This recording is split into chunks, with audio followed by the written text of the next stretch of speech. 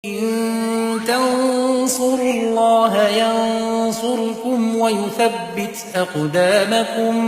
Bismillahirrahmanirrahim. Perkenankan kami berbagi tata cara mengqashar salat. Mengqashar salat termasuk keringanan yang diberikan Allah untuk syariat umat Muhammad sallallahu alaihi wasallam. Allah Subhanahu wa ta'ala berfirman, "Wa idza darabtum fil ard falaysa 'alaikum junahun an taqsuru minas salati in khiftum ay yaftinakumul ladzina kafaru." Yang artinya, apabila kamu bepergian di muka bumi, maka tidak mengapa kamu mengqashar salatmu jika kamu takut diserang orang-orang kafir. Quran Surat An-Nisa ayat 101. Bahkan Nabi Shallallahu Alaihi Wasallam menyebutnya sebagai sedekah dari Allah untuk para hambanya. Dalam hadis dari Ya'la bin Umayyah, bahwa beliau pernah bertanya kepada Umar bin Khattab radhiyallahu anhu tentang firman Allah di Surat An-Nisa ayat 101 di atas, di mana Allah membolehkan untuk mengqashar salat disebabkan ancaman serangan orang kafir. Ya'la bin Umayyah mengatakan, "Bukankah sekarang masyarakat muslim sudah aman?" Jawab Umar radhiyallahu anhu, "Saya pernah memiliki keheranan sebagaimana keherananmu." Lalu aku bertanya kepada Rasulullah sallallahu alaihi wasallam tentang hal itu.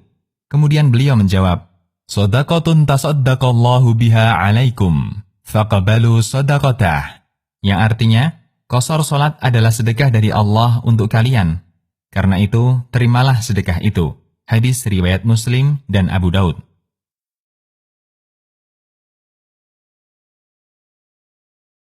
Qashar secara bahasa artinya memendekkan. Qashar salat artinya memendekkan salat dalam arti menjadikan salat 4 rakaat menjadi 2 rakaat. Karena itulah, qashar salat hanya berlaku untuk salat rubaiyah atau salat 4 rakaat, yaitu zuhur, asar, dan isya. Sementara salat maghrib dan subuh tidak bisa diqashar. Beda jamak dengan qashar.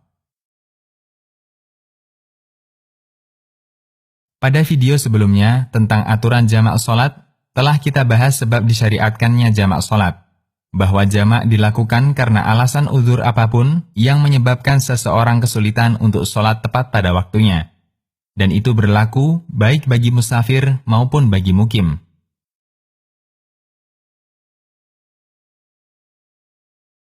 Berbeda dengan qashar salat. Syariat mengqashar salat hanya berlaku bagi musafir. Sementara orang yang mukim tidak boleh melakukan qashar salat.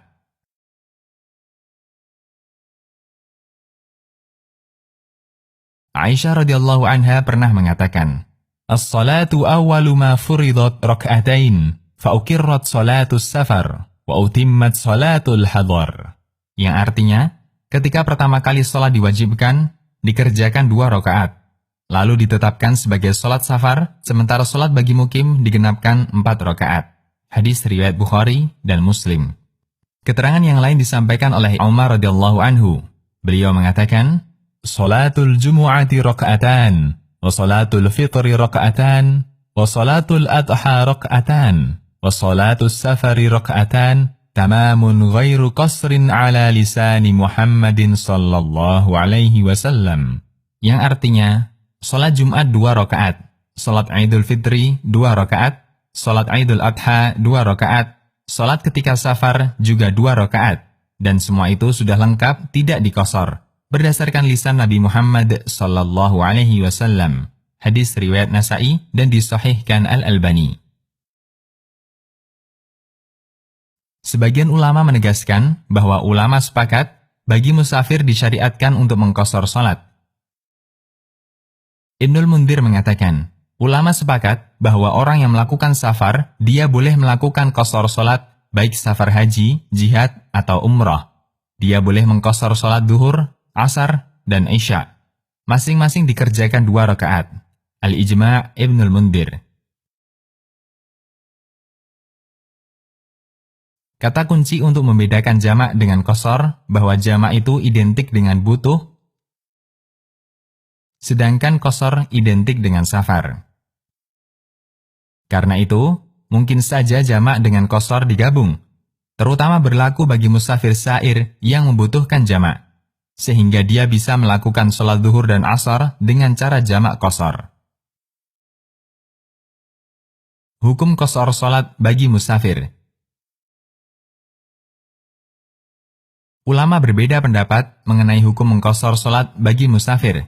Pendapat pertama, jumhur ulama dari kalangan Malikiyah, Syafi'iyah, dan Hambali mengatakan bahwa qashar sholat bagi musafir hukumnya anjuran dan tidak wajib. Hanya saja, menurut Malikiyah, qashar sholat bagi musafir hukumnya sunnah muakkad, yaitu sangat ditekankan. Sementara Syafi'iyah dan Hambali menyebutkan bahwa qashar lebih afdal meskipun boleh tidak qashar. Al-Muhaddab.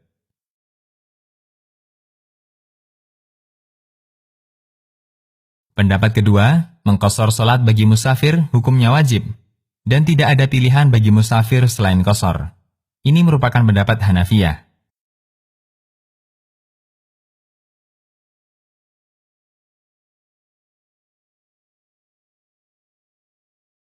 Pendapat yang lebih mendekati adalah pendapat mayoritas ulama yang mengatakan bahwa qashar sholat bagi musafir hukumnya sunnah muakkad, dan makruh bagi musafir yang tidak qashar.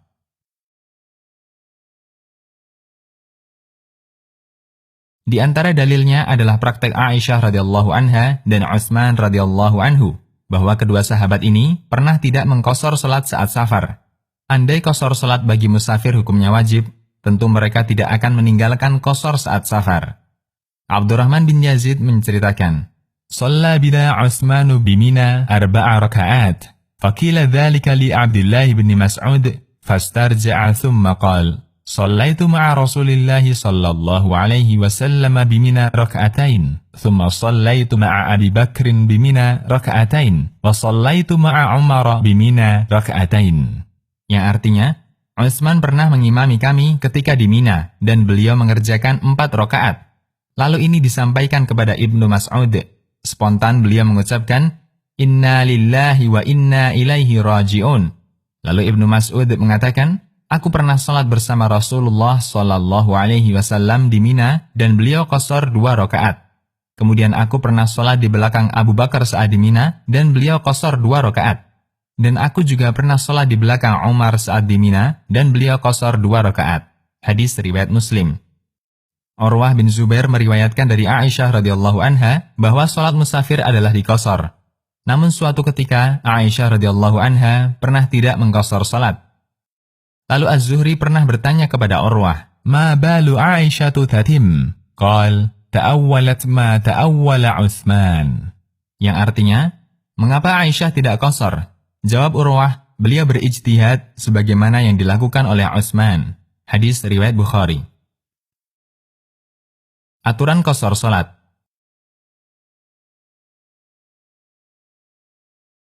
Ada beberapa aturan yang perlu diperhatikan.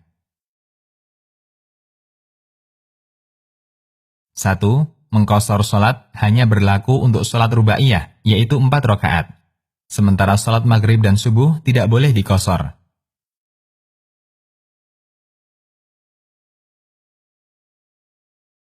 2. Syariat mengqashar salat hanya berlaku bagi musafir.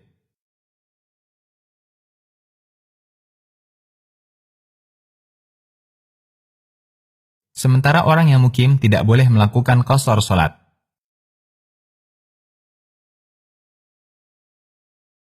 Dari Ibnu Umar radhiyallahu anhuma, beliau mengatakan, "Sahibtu Rasulullah sallallahu alaihi wasallam fi safar, falam yazid ala raka'atain hatta qabadahu Allah."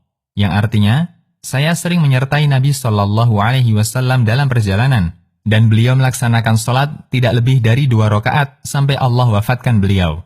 Hadis riwayat Muslim dan Abu Daud. Jika musafir menjadi makmum bagi orang yang mukim, maka musafir tidak boleh melakukan qashar salat, sehingga dia salat sebagaimana salatnya orang yang mukim. Musa bin Salamah pernah menceritakan pengalamannya bersama Ibnu Abbas radhiyallahu anhuma. "Kami pernah bersama Ibnu Abbas di Mekah. Lalu saya sampaikan, jika kami salat bersama Anda, kami salat 4 rakaat. Namun jika kami kembali ke tempat singgah kami, maka kami salat 2 rakaat." Mendengar pernyataan Musa bin Salamah, Ibnu Abbas mengatakan, itulah ajaran Abul Qasim sallallahu alaihi wasallam. Hadis riwayat Ahmad dan dihasankan Syuaib al-Arnaut. Ibnu Abbas radhiyallahu anhuma ketika itu menetap di Mekah, sehingga beliau mukim di Mekah. Sementara Musa bin Salamah hanyalah musafir yang singgah di kota Mekah. Ketika Musa bin Salamah salat menjadi makmum Ibnu Abbas, Musa mengerjakan 4 rakaat. Namun ketika Musa salat di kemah tempat singgahnya, beliau qashar. Dan kata Ibnu Abbas, ini sesuai ajaran Nabi sallallahu alaihi wasallam. 4. Apabila musafir masbuk atau datang telat ketika jamaah bersama orang yang mukim, dan makmum musafir ini hanya mendapat tasyahud akhir bersama imam yang mukim, apakah musafir boleh mengqashar atau harus 4 rakaat? Menurut jumhur ulama, musafir harus sholat 4 rakaat sebagaimana imamnya, meskipun musafir ini hanya mendapatkan sebagian dari sholatnya imam. Berdasarkan sabda Nabi Shallallahu Alaihi Wasallam, imam ditunjuk untuk diikuti. Karena itu janganlah kalian berbeda dengan imam. Hadis riwayat Bukhari. 5. Apabila musafir sholat di sebuah masjid, lalu dia datang telat dan tidak tahu apakah imamnya qashar atau tidak qashar, apa yang harus dilakukan oleh musafir ini? Dalam kondisi ini, musafir harus menentukan berdasarkan prediksi kuat yang dia lakukan. Misalnya, dengan indikator masjid bandara atau stasiun atau tempat singgah musafir, sehingga dugaan kuat imamnya adalah musafir.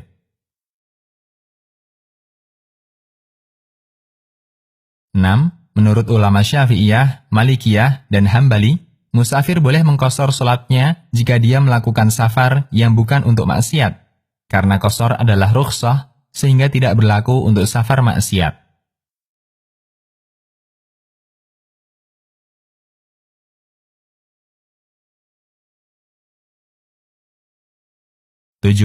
Musafir yang baru berangkat safar tidak dibolehkan qashar sampai dia keluar dari daerahnya. Jika dia masih berada di ujung daerahnya, maka dia belum boleh melakukan qashar.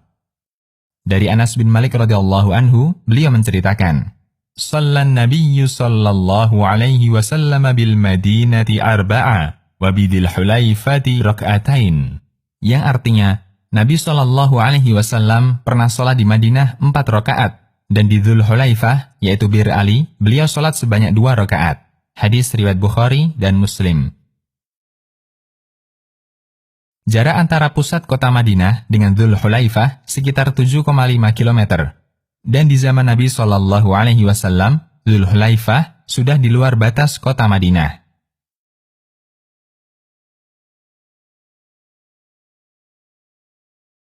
Demikian, semoga bermanfaat. Allahu a'lam.